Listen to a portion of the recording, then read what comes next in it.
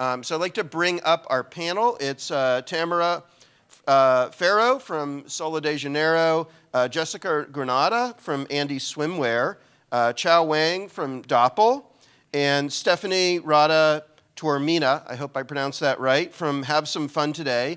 And moderating the panel is our friend Melissa Campanelli from Women in Retail Leadership Circle, who also I want to give another kind of thank you for helping with all of the women leaders that we've had on stage. So I'll let you take it from here. Thank you, Melissa. Great, thank you. I think that might be my mic.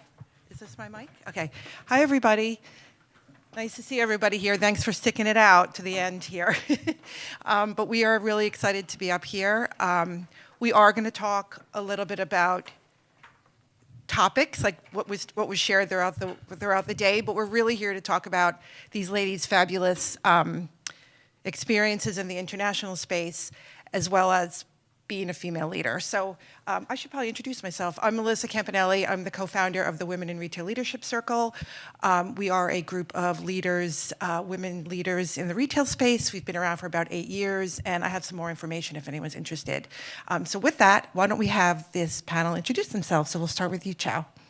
Okay. Hi, my name is Chao Wang. I'm the CEO and co-founder of Dopple. I think I'm probably the most startup company. We started 4 years ago. We are a children's wear subscription company. The international piece is we carry over 330 brands on consignment from 5 different continents, 26 countries. So I'll tell a little bit more about the business model later. But that'd be great. We carry their products on consignment.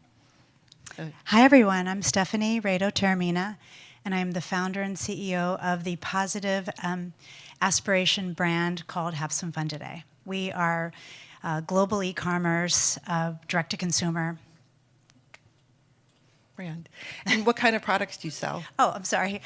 We sell, positive lifestyle brands, handbags, T-shirts, hats, anything that we can put the brand message "Have Some Fun Today" on. Perfect. Love that. We all need to probably have some more fun. I'm Jessica Granata, VP of Growth at Andie Swim.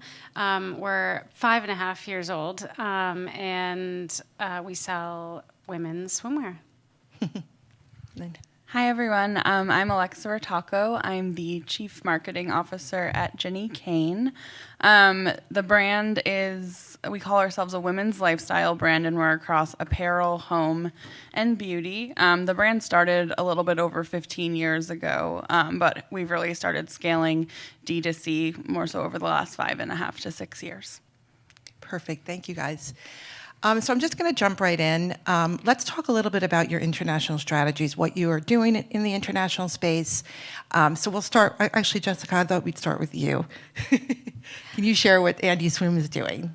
Yeah, well, we're doing many things. The brief overview is that we have actually a second site in Australia, and a whole kind of separate operations system. And then we also have a U.S. site that services other markets. Great. Chao, why don't we jump in? How do we work? Yeah, internationally. Yeah. Sure. So our business model is really unique. So the B2C side of our business, we only sell to U.S.-based consumers, so we ship only in the U.S. But the B2B side of our platform, we can help any children's wear brand from anywhere in the world pretty much sell anything, current season, past season, and we do it in a really innovative way that helps them market their presence in the U.S. So we have quite a number of best-selling children's wear brands that are really loved in Europe, for example, and Americans will discover it through some boutiques in the U.S., but they have very, very limited distribution. So before they really put in more capital, distribute in the U.S., they'll work with us and be able to gather data that they were even willing to pay for that they just can't gather through traditional e-com and traditional retailers, and then use that data to really understand the U.S. market before they invest any more into it. So if anyone has kids or knows children's wear brands, they include brands like Caramel London. So Caramel London is a really loved brand in the UK, very well known. They have a store on Madison Avenue, but actually a very, very small presence in the US, and they're trying to figure out what to do. But by working with us, they have access to such a wide variety of customers in a subscription model all over the US, and it really helps them see, how is the US market different outside of their, footprint on Madison Avenue. There's also brands such as Tiny Cottons, which is one of my favorite brands. They've partnered with companies like Puma, and I'm trying to think who else. There's like super cool Spanish brand from Barcelona. They're carried in couple boutiques in Brooklyn, probably a couple in California. But other than that, they're really trying. There's such a huge demand for this brand, but they're trying to figure out what to do in the U.S. And so we really see ourselves as a partner, not just as a revenue channel for them, which obviously everyone wants, but also data and marketing to a captive audience when you can get your product into the hands of an actual customer. Mm-hmm. What countries are you working in besides the UK? So I'm trying to think. There's definitely a huge appetite for Australian, Spanish, English, British brands. I'm trying to think where else. I've been speaking to a lot of South American brands, especially in footwear. But pretty much everyone in children's wear is eyeing the U.S. market because it's traditionally been vertically integrated by these big brands like Carter's. But American parents just see via Instagram all the good stuff that's out there, and they want some of these better brands and products that. Super interesting. Thanks for explaining that. Stephanie, why don't you take it away? Okay, so we all know that having fun should be international. So for a small direct-to-consumer brand like ours, what we're really focusing on right now is building brand awareness through collaborations, and not just through collaborations with other designers in Australia or other parts of the world. We're also looking at collaborations with artists and thought leaders and impact thought leaders. And so we are talking right now with an artist out of the Netherlands who just was one of the artists that did a huge installation at Coachella. They come across the brand in some way, shape, or form, and people just love it. And such a great way to build a community globally. With the start of social media, the world became smaller. And I was aware of that long before I started this brand 8 years ago. So, we're also speaking with like a family in the UK. It's a family of all published authors, actually, and their children. They range in age from 9 years old to 21 years old. And so we're starting a collaboration with them based on our brand mission. So we feel that building, communities and partnerships globally is the best way for a small brand like ourselves to get international exposure. That's interesting. Thank you for explaining that. Did you want to go? Yeah. So we're still sort of in the beginning phases of launching internationally. We've had the functionality for about a year and a half, but it's sort of been a bumpy road in terms of like getting off of the ground with duties and taxes and all of that. And we're looking right now actually to bring on a better partner in helping us scale the functionality of it. But we noticed a lot of organic interest from Canada and Australia.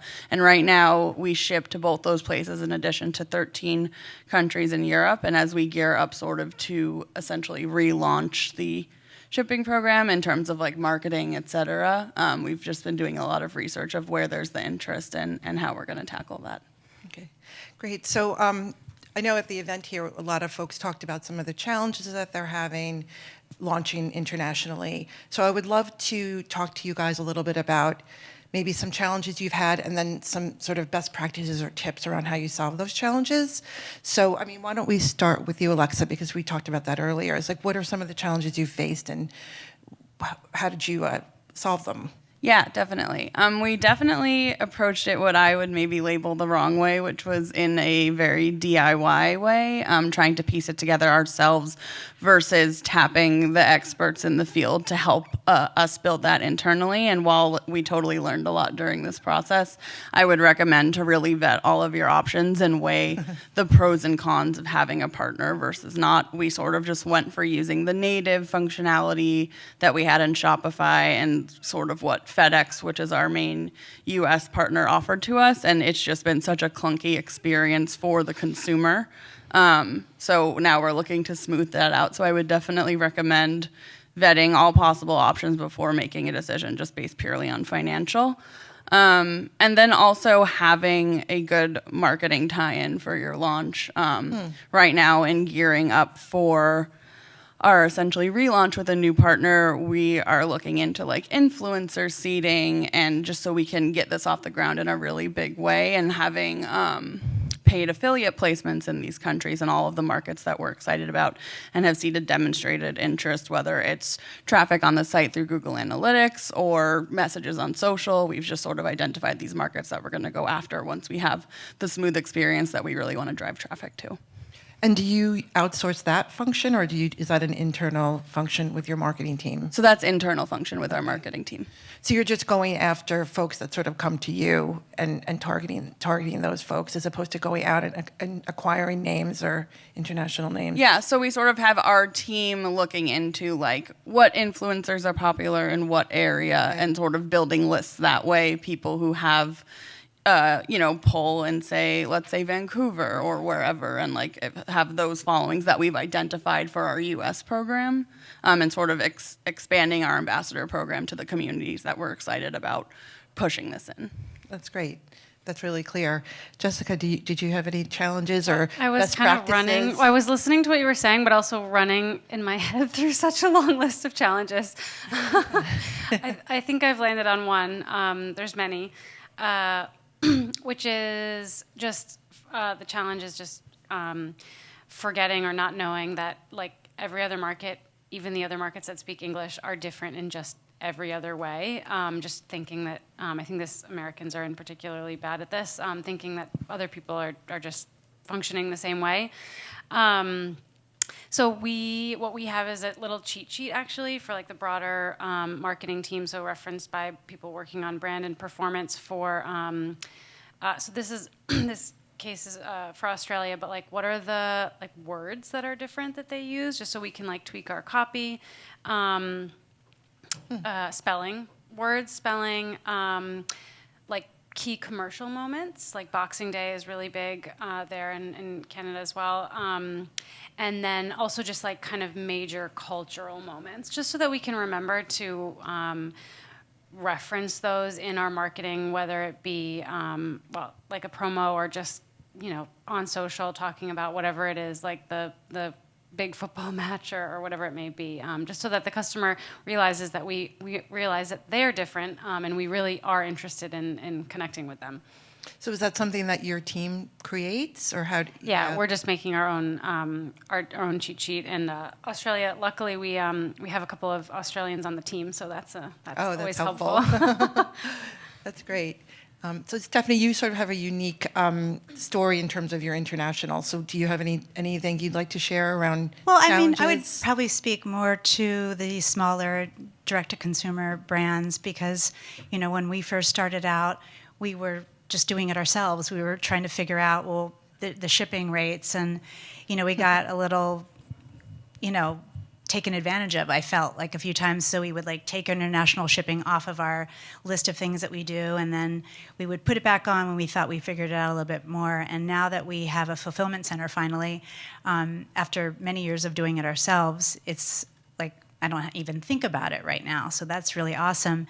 But I think some of the other challenges in talking about these global collaborations, when you're dealing with a small company, it's very challenging. And so we're also, to your point about the language that you use. So we've been working with a marketing agency, and a lot of them are based in Central and South America. And some of the language that they come up with for our marketing is like, wait a minute, we don't call it that here. So it's kind of a reverse situation. Wow, that's but it interesting. alerts you to be like, you have to really be on top of, who you're working with, the language that they're using, how familiar they are with your language and what's popular in the country. So that just kind of alerted us to when we turn around and do marketing in other countries, we have to be very sensitive to that, and also the cultures of each country. Yeah, definitely. That seems to be a theme, I think, at this event. Chao, what about you? So we have I guess it's the reverse. We're selling to Americans, but we're helping brands from around the world understand how Americans shop and how we're merchandising things in these. So we don't actually have any product online. So each customer has a super personalized set of outfits, 2 to 3 outfits personalized for each child. And so I found that different brands from different countries have different expectations, and a lot of it is also us educating them on how how we can best market their product. I'll give you an example. There's a Dutch brand called Grey Label. If you go in Amsterdam on like the main, what is it called, the 9th Streets, where the boutiques are. So there's a Grey Label store. In the U.S., this brand is really not very well known. And I would say the majority of our customers who buy Grey Label season after season love it because they've literally just touched the fabric. So they really want us to do a marketing campaign, but nobody knows this brand until they actually physically touch it, and then they see how luxurious and amazing this fabric is. It's basically like high-end luxury basics, all solid colors. It doesn't really quite work for advertising. It's just not eye-catching enough. So a lot of it's educating, figuring out. But in the beginning, I was going to say the tip is there is, when you have a new retail model or you're doing anything innovative, it's really difficult to get people who are maybe not as forward thinking to work with you. So some of the luxury brands we work with, I would go to Europe just to have it wasn't 20 minutes, maybe it was an hour-long meeting. And after a certain amount of time, those relationships grew into these brands working with us during COVID now, where they really need a liquidity solution that doesn't devalue their brand. There's nothing that I would replace an in-person meeting with. So now that it's easier to travel, there's a couple of trade shows and a couple of opportunities to meet. We have like a hit list of brands that we want to work with, and there's never been once where it's not been worth the effort to go meet with them in person. Yeah, it sounds like sort of also a theme throughout the event is just the importance of relationships, and that it's definitely not a quick process. It seems like it's really about relationships, and long could be a slog, but once you get there, it's usually successful, hopefully. I'm this co-founder of a group called Women in Retail. So I really wanted to talk, and we have these 4 fabulous leaders up here, women leaders. So I wanted to talk a little bit about that as well on this panel, and I'd love to just talk about you as leaders. If you have any. If you wanted to talk about any best practices or your leadership style or issues that you're facing right now as a leader in this current environment. We talked about some of this on the call prior, so maybe, Chao, you could start, because we had some interesting things to say about that. Sure. I'm a little brainwashed by Silicon Valley, so I have all these ideals around give people ultimate flexibility, and it's all going to be kumbaya if everyone just focuses on their goals. During COVID, what I realized was we have a lot of parents on our team, which is great. They really understand our customer. But the women on our team absolutely take on a disproportionate amount of all things to do with their family and their kids. And it was really, really tough. So we also have people on our team who are taking care of a sick parent, older parent. And so I've always struggled with, ideally we are really nimble and flexible and understanding of everyone's needs. But I think there's at a certain point, we need to figure out, is this going to be always a fully remote company? And how are we going to do this when we have people working in 4 time zones with really aggressive goals, and you have to have enough overlap together to work well.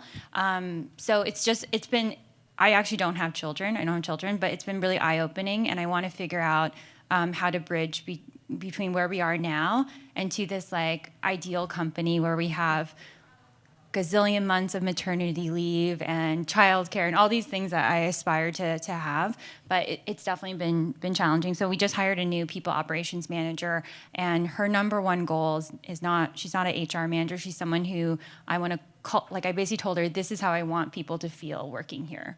And this is kind of the type of personality I want to attract. And she thought it was quite loosey-goosey. I was like, I want people to feel like, it's not like, it's not, they don't have to excuse themselves to go pick up their children or take care of a relative, but do that within reason. And what does within reason mean? So I kind of pawned it to her, but it's been really eye-opening that the realities of operating a fast-growing company now are remote is not as easy and as I thought it was going to be. Yeah. Yeah, actually, Alexa, did you want to join into that conversation? Yeah. Especially growing fast while remote, it's been really interesting as we have started to, we started before COVID based in LA only employees, and have sort of gotten to this place where we started hiring people out of LA, and it's been interesting onboarding those team members and trying to make them feel a part of the team that existed in LA prior to COVID. So we've done a lot to have a proper onboarding program that feels super impactful, even remote, and getting them as much face time as possible with the rest of the team. And then also sort of just figuring out Zoom fatigue and all of, we started to fall into a culture of way too many meetings and had to establish boundaries as a result. And in such a fast growing company, it's like, I'm sure you're all familiar with just everything is a priority. So we've sort of called this initiative Running Relax. Like, yes, we're running, but we're going to try to run at a relaxed pace. I like that. And like introducing things like no meeting Mondays and having the hours of 9 to 10 and 5 to 6 blocked for meetings for everyone. And actually introducing that structure, which feels sort of rigid, has allowed for much more flexibility on the team, and people can have that time to catch up on their emails without getting flooded by meetings. And having no meeting Mondays has been a game changer. We've gotten so much positive feedback on that. So it's interesting that with all of this added flexibility, the introduction of some firmer boundaries has really helped our culture. It's interesting. I see you shaking your head, Jessica. Well, I like what you both have said. I would say mine is my leadership, style or tip is intentional leadership, just like really giving it a lot of thought and prioritization. And I tried to read as well, like find books that some of them maybe being directly leadership related and some just sort of like leadership adjacent, like anything that Adam Grant writes, basically. Because it's not something that very few people are good at it without any input. So something that really needs to be nurtured and intentional. That's great. Stephanie? Well, I would say for me and for Have Some Fun Today, some of the things that we've encountered in the past year is we started an internship program, and it was remote. And that was a very interesting experience because we are not a company that are on Zoom calls all day, So it was interesting gathering these young people from all over the country, and not ever having done this before, I pretty much make everything up based on my instinct and my experience. I'm a mom, and I've done a lot of different things in my life, so you kind of just roll with it. But one of the things that I found really rewarding about leading these internship meetings was that I just wanted to get to know them. I didn't know them. I thought, well, if you're going to work for Have Some Fun Today, and you're going to be a person that's going to be sharing content and helping create the energy around this brand, I want to know if you like ice cream. I want to know if you like to watch baseball, silly things like that. And I think that the relationship aspect is very crucial to the ethos of Have Some Fun Today. It's really at this very human level, this human message. And that has been really helpful for us to create such a warm feeling about the brand. And people honestly just kind of gravitate to what we're doing. Yeah. Well, it should be fun, right? So just in closing, I can't believe we only have like 4 minutes. Could you guys all just talk about what's next for you in terms of international going forward? Did you want to start, Alexa? Yeah, sure. So kind of as I've mentioned, the onboarding of a new partner that we really believe in and feel like can just be more of an extension of the team in helping us scale these things. We're going to start with the low-hanging fruit we've identified in Canada, Australia, and then go after the UK and the European countries that we've identified as potential markets, and building out our marketing strategy even further beyond the ambassador program. I love what you said about messaging by market. I think that's something we have to think about, and just really getting the team on board and prepped with sort of our relaunch when we get there. Alexa. I'm sorry, Jessica. That's right. I mean, many things, but the one thing that I wanted to share was in the subject of influencer, actually. One specific example is we're trying to do stuff on TikTok in Australia, where we've heard that it's actually quite an important medium. And reaching out to micro-influencers, we've been elated to find out that they actually are not charging rates nearly as high as the US. And so we're really excited to lean in that. And we also think influencer has opportunity for our other target markets as well. It's sort of untapped. So we're excited to do that. Canada, maybe Hong Kong, UK. So that's on the horizon. Great. Honestly, I think just attending this event today, I have all kinds of new ideas and took a ton of notes during the different panels. So I'm excited to talk to our marketing team and see how we can pinpoint different markets globally in a way that we haven't been doing before. Yeah. We've really been relying on social media and leaning into relationships that we've come across just from that. Yeah, that's great. Have more targeted program. Yeah. And then Chao? Sure. So I think a couple months ago, 6 months ago maybe, I was starting to, I get a lot of people send me articles that are bad news, like all day, every day, so recession and blah, blah, blah. And so I started thinking about, during the last recession, I had just graduated from college and I was really low on the totem pole. So I didn't really have wherewithal of what was going on. But I did know that new retail models like the Real and Vestiaire Collective in Europe, and a lot of these companies really came out of the last recession and started thinking about what are the opportunities that are going to what opportunities could present themselves over the next 12 to 18 months. And I started thinking about how direct-to-consumer brands are really, in children's wear around the world, they're really going to take a hit. Mm-hmm. And they're going to be sitting on more excess inventory than they're ever had before. And I started thinking about what opportunities that means for us. So we work on consignment. So brands ship us their product, but we don't pay for it until after the customer buys it, which people almost can't believe that we've been able to get, over 330 brands to commit to this at really high margin for us and really great for the brands.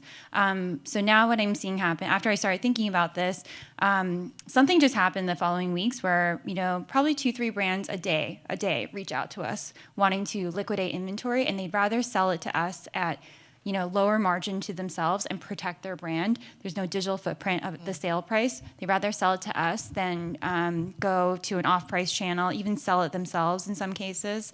And so what I'm doing now is I'm raising money on the exact opposite thesis that I've raised $10 million on previously, which is that it's a land grab time. We want these brands to market to their customers that they're part of Dopple now. We want to buy their inventory at really great margin for us. We want to pass along that pricing to customers, whether they're price sensitive or not. Majority of our customers are skew affluent, but I think the economy is affecting everyone and how they're spending. And so that's what I'm doing. So I went back to our current investors and other investors. They're like, wait a minute, what are you doing now? Your whole premise is that you do not own inventory. That's the secret sauce. But when there's an opportunity, you gotta jump on it. So that's what we're focusing on now, and we have a lot planned for holiday. It's really important to us because we're trying to figure out how do we sell more clothes during the holidays when kids actually want toys and books and video games and such. Great. Well, we're out of time. So thank you all so much. This is great. I really appreciate your time and working with me on the panel. So thanks a lot. Thanks, everybody. And thank you, Melissa. I appreciate it.